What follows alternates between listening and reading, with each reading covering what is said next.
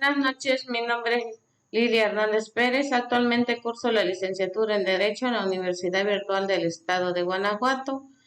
El nombre del módulo que curso Derechos Humanos en el Ámbito Internacional, volumen 1, mi matrícula 210-20135, el nombre de mi asesora, la licenciada Diana Patricia Josefina Orcasita Hernández. El nombre del reto: ¿cuál es la responsabilidad del Estado mexicano? Fecha de elaboración de mi reto: 30 de marzo del 2024. A continuación daré lectura al caso número 1. Ana se encontraba pacíficamente repartiendo panfletos a las personas que se manifestaban en la plaza de armas de su ciudad. El contenido de los panfletos versaba sobre citas bíblicas. Al enterarse de lo que hacía Ana, un policía decidió arrebatarle los panfletos y detenerla, argumentando que no era lugar para repartir ese tipo de información, pues alteraba el orden. Ana permaneció encerrada e incomunicada dentro de una patrulla durante 3 horas, hasta que la manifestación concluyó. Posteriormente, el policía la trasladó a Barandillas, donde recibió burlas y calificativos peyorativos por el personal de seguridad pública. Luego de un día detenida, la dejaron en libertad. Ana denunció el hecho ante la Fiscalía General del Estado, así como ante la Comisión Estatal de Derechos Humanos. Ambas instituciones omitieron el inicio de cualquier procedimiento, por lo cual Ana acudió a la Justicia Federal, donde resolvieron incompetencia para conocer del asunto. 2 años después, Ana presentó su caso ante la Corte Interamericana de Derechos Humanos. La interrogante dice: ¿consideras que existe responsabilidad por parte del Estado mexicano?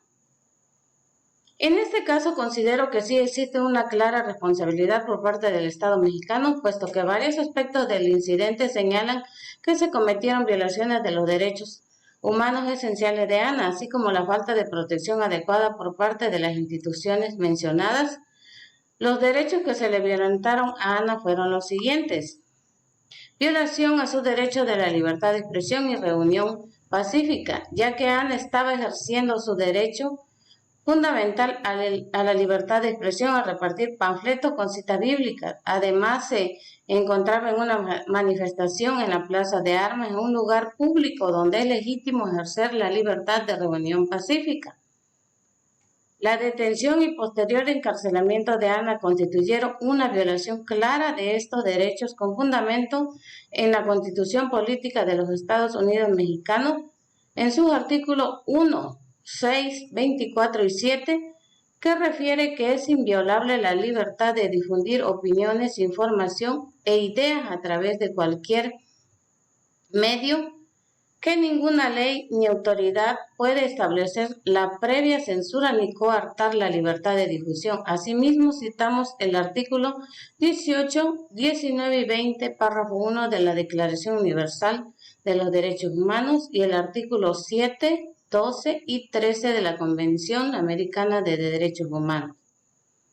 Ana recibió un trato cruel e inhumano al mantenerla encerrada e incomunicada dentro de una patrulla durante 3 horas y luego trasladarla a Barandillas, donde fue objeto de burlas y calificativos peyorativos. Constituye un trato cruel, inhumano y desagradante, mismo que viola la dignidad humana y está prohibido por diversas normas internacionales de derechos humanos. Este derecho le fue violentado a Ana, según refiere el artículo 9 y 11 de la Declaración Universal de Derechos Humanos, que refiere: nadie podrá ser arbitrariamente detenido. Por otra parte, la Convención Americana sobre Derechos Humanos, en su artículo 5, párrafo 2, menciona que nadie debe ser molestado, nadie debe ser sometido a torturas, ni a penas o tratos crueles, inhumanos o desagradantes, así como el Pacto de San José, en su artículo 7, 9 y 10, nadie será sometido a torturas ni a penas o tratos crueles, inhumanos o desagradantes. Toda persona privada de su libertad será tratada humanamente y con el respeto debido a la dignidad inherente al ser humano. Otro derecho que le fue violentada fue la falta de protección y acceso a la justicia efectiva. La omisión de las instituciones estatales, tanto la Fiscalía General del Estado como la Comisión Estatal de Derechos Humanos, para iniciar cualquier procedimiento ante las denuncias de Ana, muestra una falta de protección y acceso a la justicia efectiva. Es responsabilidad del Estado garantizar que las personas puedan ejercer sus derechos humanos y que existan mecanismos adecuados para investigar y sancionar cualquier violación de estos derechos, puesto que la Constitución Política de los Estados Unidos Mexicanos refiere en su artículo 1, párrafo 3, todas las autoridades en el ámbito de sus competencias tienen la obligación de promover, respetar, proteger y garantizar los derechos humanos de conformidad con los principios de universalidad, interdependencia, indivisibilidad y progresividad. La resolución de incompetencia por parte de la Justicia Federal para conocer del asunto también muestra una falta de protección judicial de los derechos de Ana. La justicia debe estar disponible y accesible para todas las personas que hayan sido víctimas de violaciones de derechos humanos. Caso número 2. Durante la pandemia por el COVID-19, el gobernador de una entidad federativa publicó un decreto por medio del cual se declaraba obligatorio el confinamiento en el domicilio particular de los habitantes en un horario de 18 horas a 9 horas. Asimismo, se preveía una multa de 1.500 pesos a quien infringiera esta disposición de no estar con recursos para el pago de la multa.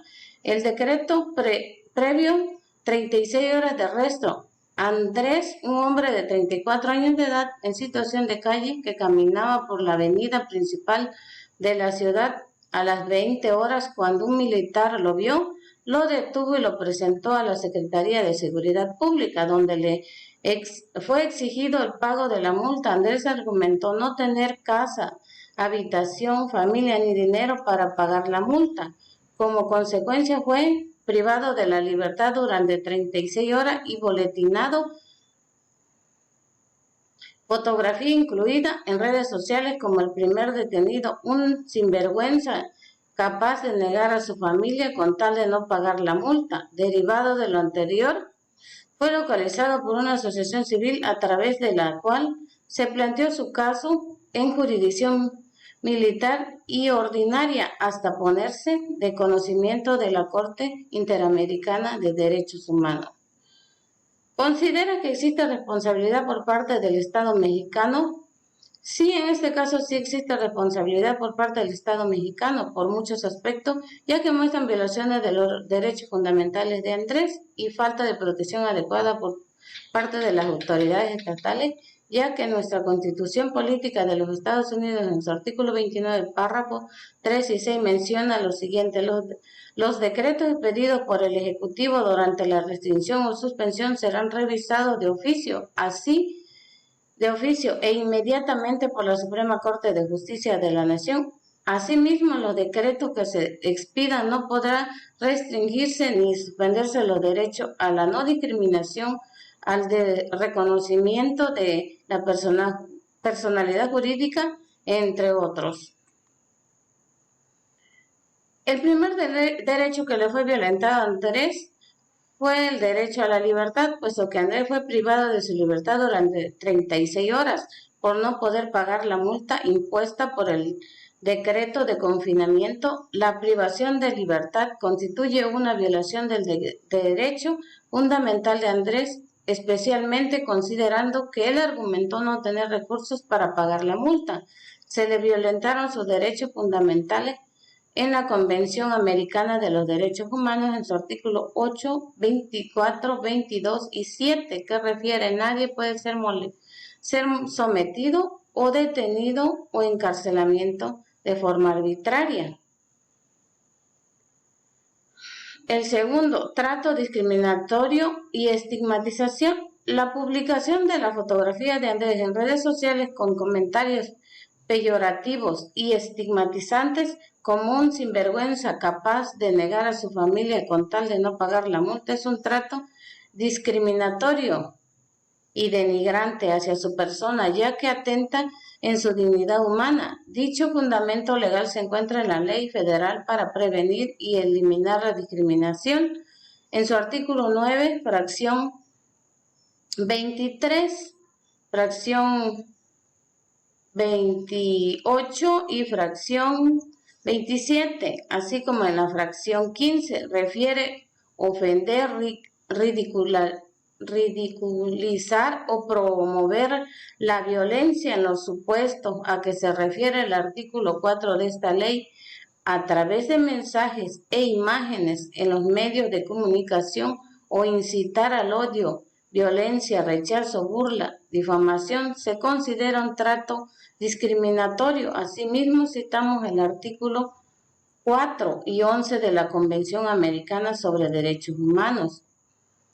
Toda persona tiene derecho al respeto de su honra y al reconocimiento de su dignidad. La falta de atención a la situación vulnerable de Andrés, que se encontraba en situación de calle, las autoridades deberían haber tenido en cuenta esta situación al momento de aplicar el decreto de confinamiento y al imponer la multa y la privación de la libertad.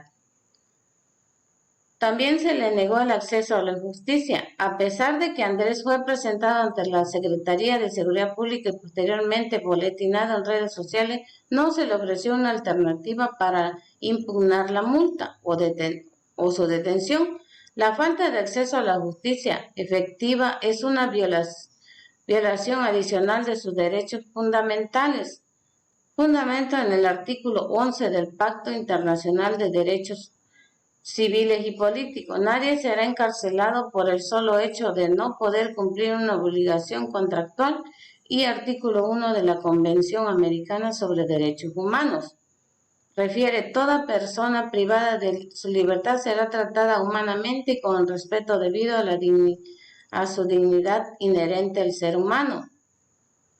Como conclusión, en ambos casos expuestos es evidente la violación de los derechos humanos por parte del Estado mexicano en contra de los ciudadanos Ana y Andrés, ya que durante los incidentes ocurridos, como lo fue la falta de respuesta adecuada por parte de las instituciones estatales y del sistema judicial, vulneraron los derechos fundamentales como es la privación de libertad, el trato discriminatorio, detención arbitraria por ejercer su derecho a la libertad de expresión, la falta de atención a su situación vulnerable de Andrés y la falta de acceso a la justicia efectiva expusieron una grave falta de protección a sus derechos, a lo cual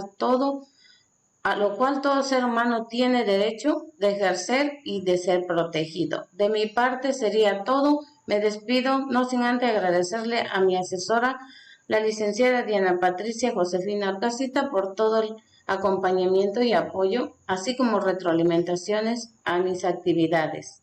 Buenas noches.